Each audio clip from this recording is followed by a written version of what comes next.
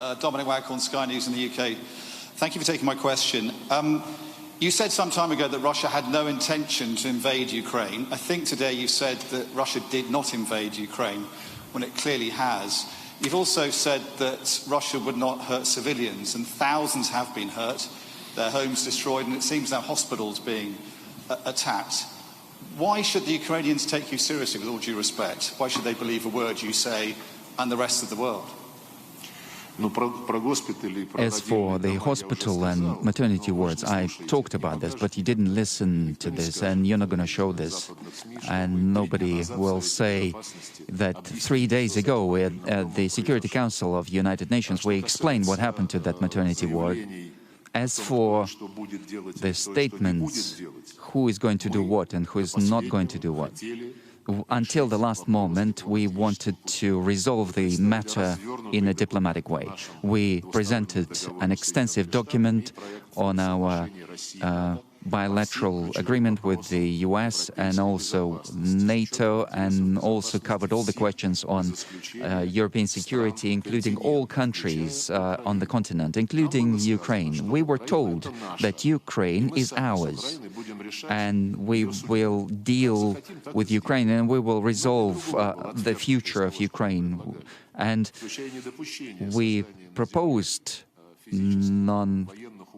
we proposed not creating any threats on the ground in Ukraine to the Russian Federation. And Putin explained very clearly why he took that decision to conduct a special military operation. And even if you're not allowed to talk to your listeners about this, you could yourself read this document and understand our logic. It's very clearly explained. We want a Ukraine which will be friendly, demilitarized Ukraine, which would not create any threats for creating a Nazi state, Ukraine where there would be a Russian culture and language, and the Orthodox Church is not forbidden, is not banned.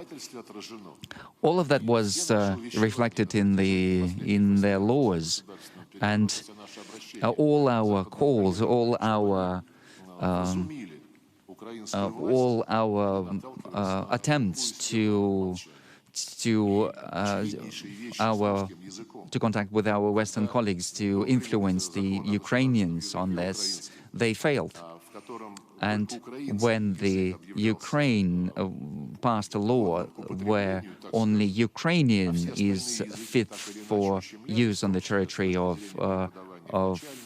their territory, and all other languages were discriminated against in school, in other universities, and Hungary and Bulgaria started to express their discontent. And Ukraine then made an exception in a very elegant way, exception out of this law for European Union languages, and only Russian was left as a discriminated language, and the West went quiet. It just emphasizes the fact that the West is only interested in Ukraine working against anything that is Russian.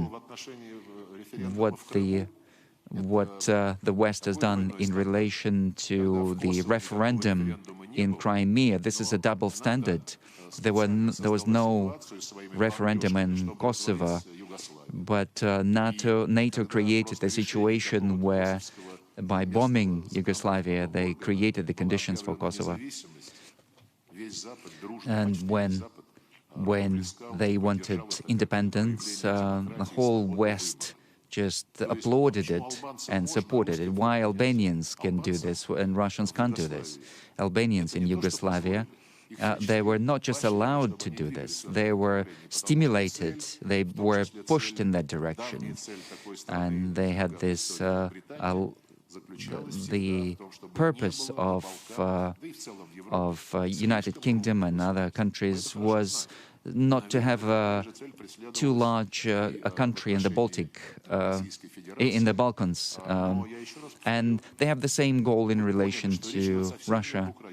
And we understand that this is not about Ukraine, this is about the aggression against anything Russian. Interests, religion, language, culture, safety, and all other things. And of course, now, the reaction of the West to our actions, a very aggressive reaction.